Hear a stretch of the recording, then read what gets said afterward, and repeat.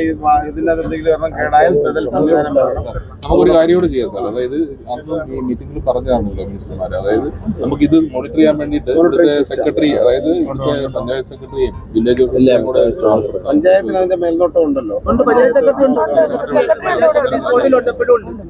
Secretary village ഓഫീസറെ ചുമതലപ്പെടുത്തിയ അപ്പൊ irrigation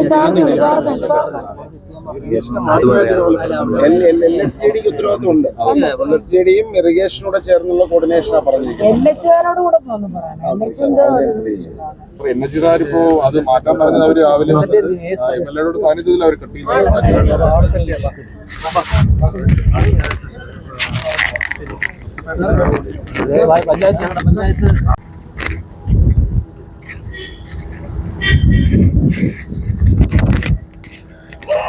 ബഹുമാനപ്പെട്ട ആഭ്യന്തരമന്ത്രിയും അഡ്വക്കേറ്റ് എം ലിജു ചേട്ടനൊക്കെ എല്ലാവരും ഇവിടെ എത്തുന്നുണ്ട്. അപ്പൊ ഇന്ന് ഇത് കാണാൻ വേണ്ടി ഇവിടുത്തെ പൊഴിമുഖത്തിന്റെ ഇപ്പോഴത്തെ ഒരു അവസ്ഥ കാണാൻ വേണ്ടി ഇവിടെ എത്തിയിട്ടുണ്ട്. അങ്ങോട്ട് നടക്കും മോനെടുത്തോണ്ട്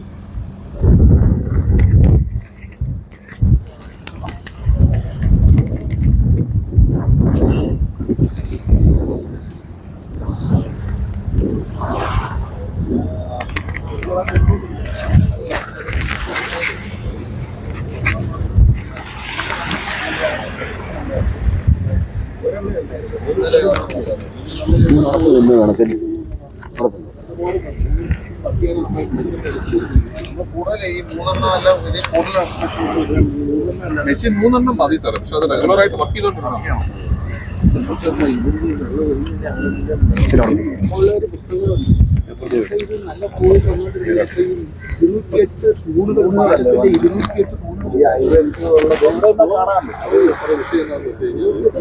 ഹൈവേയുടെ ഒരു സൈഡ് കൺസ്ട്രക്ട് ചെയ്യുന്നതിന്റെ ഭാഗമായിട്ട് അവർ നടപ്പാത ഉണ്ടാക്കിയിട്ടുണ്ട്. ഈ നടപ്പാതയുടെ അടിയിൽ വന്ന് അവർ പറയുന്നത് അതിന് നമ്മൾ DMR ലെറ്റർ കൊടുത്തു പറഞ്ഞു. അവരിന്ന് രാവിലെ വന്ന് മാറ്റിയിട്ടുണ്ട്. ഇതിന്റെ വെള്ളം ഫ്ലോ ഉണ്ട്. ഇത് രാവിലെ നമ്മൾ ജനപ്രതിയുള്ള മീറ്റിംഗ് ഉണ്ടായിരുന്നത് സംസാരിച്ചിട്ട് വിഷയങ്ങളത് ഇപ്പം വെള്ളം ഒഴുകുന്നുണ്ട്. ഇനിയുള്ളത് ചവറ് വന്ന് കിടക്കുന്ന യഥാർത്ഥത്തിൽ പ്രശ്നം, അതായത് ഇതിന്റെ ഒരു യഥാർത്ഥ പ്രശ്നം കിടക്കുന്ന ലീഡിംഗ് ചാനലിലാണ്. കഴിഞ്ഞ പ്രളയത്തിന്റെ സമയത്തുണ്ടായിരുന്ന ഏറ്റവും വലിയ പാക്ക് ചെയ്യുന്നത് ലീഡിംഗ് ചാനലിൽ ആഴം കൂട്ടി വരണം. അപ്പൊ അവിടെ ആഴം കൂട്ടാതെ ഇവിടെ വെള്ളം വരും. അതാണ് വയനാട്ടിലെ മുഴുവൻ നമുക്കൊരു പാക്കേജ് ഈ ഒരു ഇത് കണ്ടിട്ട് അടുത്ത തവണ എത്തുമ്പോഴേക്കും മുഴുവൻ ഇടത്തോടുകളും വൃത്തിയാക്കി പിന്നെ ഈ ലീഡിംഗ് ചാനലിന്റെ ആഴം പറ്റൂ വെള്ളം.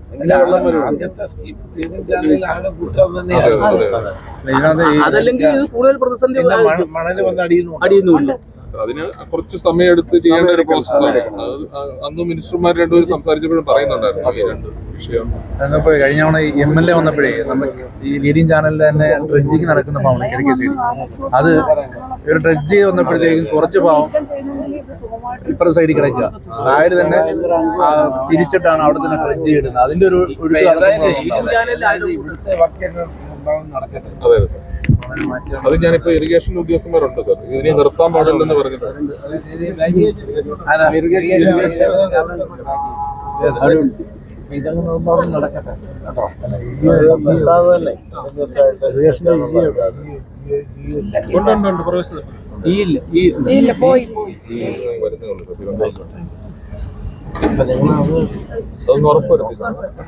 ഈ ലീഡിംഗ് ചാനൽ നമ്മൾ കണ്ടുപോലെ പറയുന്നത്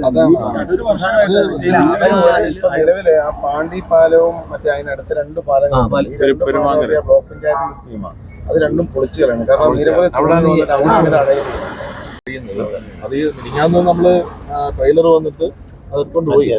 പക്ഷെ ഇന്നലെ വൈകുന്നേരം ചെയ്തില്ലാന്ന ഒരു പ്രശ്നമുണ്ട്. മറ്റൊരു പ്രധാനപ്പെട്ട പ്രശ്നമാണ് അളവ് കൃത്യമായിട്ട് നോക്കാതെ ഡ്രഡ്ജ് ഇവിടെയും പാണ്ടിയിലവിടെ സിലിക്ക് എടുക്കുക.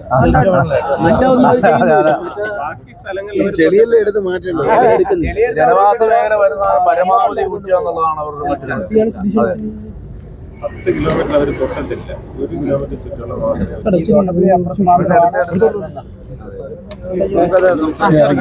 യോഗത്തിൽ അത് പറഞ്ഞു. ഇതൊരു ഗൗരവമായിട്ടുണ്ട്. ഇന്ന് രാവിലത്തെ യോഗത്തിൽ ഞങ്ങളത് വിലയിരുത്തിയിട്ടുണ്ട്. നമ്മുടെ മാറ്റത്തോട് വീണ്ടും വന്നോണ്ടിരിക്കുകയാണ്. സ്വാഭാവികമായിട്ട് വരും. അതുപോലെ തന്നെ ഈ ഇപ്പൊ 39 ഷട്ടറുകൾ ഇവർ ഉയർത്തി വെച്ചിട്ടുണ്ട്. 39 ഒരു ഷട്ടർ പൂർണ്ണമായി പോയി. ആ 39 ഷട്ടറുകൾ 39 രീതിയിലാണ് ഉയർന്നിരിക്കുന്നത്. ഇതിനകത്തുള്ളത് ഇറിഗേഷന്റെ കാലപ്പഴക്കമുള്ള ഷട്ടറുകളാണ് ഉള്ളത്. അപ്പൊ അത് റിപ്പയർ ചെയ്ത് അവർ പൊക്കുന്ന സമയത്ത് ആ പഴക്കത്തിന്റെ അതായത് ഇപ്പം ഉയർത്തി വെച്ചിരിക്കുന്നത് അതിനേക്കാൾ ഒരു 1/2 മീറ്റർ കൂടി ഉയർത്തി നിൽക്കേണ്ടത്. എന്നാൽ ഈ പ്രശ്നം വരത്തില്ല. മറ്റേ വേസ്റ്റുകളെല്ലാം താഴെ കൂടെ ഒഴുകിപ്പോകും. അതല്ലേ ഇവിടെ പറഞ്ഞത്, പഴയതാണ് ഇതിന്റെ. അതെല്ലാം ഒന്ന് മാറ്റേണ്ടി വരും. വരും. ഈ വെള്ളപ്പൊക്കം കഴിഞ്ഞ് അടുത്ത വർഷം എത്തുമ്പോഴത്തേക്ക് ഇതെല്ലാം മാറ്റേണ്ടി വരും. ഇത് പുതിയ ഷട്ടർ വേണ്ടി വരും. നിലവിലുള്ള പുതിയ പാലം പണിയല്ലേ ഉള്ളൂ. അതെ, അല്ല, അതുമായിട്ട് ബന്ധമില്ല. അത് അവിടെ അപ്പുറത്ത് തന്നെ ഓപ്പറേറ്റ് ചെയ്യുന്നത്. ഒരു പ്രപ്പോസൽ കൊടുത്തിട്ടുണ്ട് സാർ. ഇറിഗേഷനിൽ പുതിയ ഷട്ടറുകളുടെ പ്രപ്പോസൽ കൊടുത്തിട്ടുണ്ടെന്നാണ് അദ്ദേഹം പറഞ്ഞത്. ഈ പക്ഷെ നിലവിൽ ചെയ്യാവുന്നത് മാക്സിമം പൊക്കി വെള്ളം നീരൊഴുക്ക് ഉറപ്പാക്കുക. ഈ ഇപ്പോഴത്തെ വന്ന വെള്ളത്തിൽ ഈ 2018 നമ്മുടെ പ്രളയത്തിനേക്കാൾ കൂടുതൽ തദ്ദേശ സ്വയംഭരണ സ്ഥാപനങ്ങളും ഇറിഗേഷനും റവന്യൂവും പോലീസും എല്ലാം വളരെ ആത്മാർത്ഥമായിട്ട് നിന്ന് കാര്യങ്ങൾ ചെയ്തു. ഒരു ടീമിനെ ഫുള്ള് ഇവിടെ ഇരുന്നത് വരെ നമുക്ക് ഇവിടെ ഡെപ്യൂട്ടി ഒരു നിമിഷം അങ്ങനെ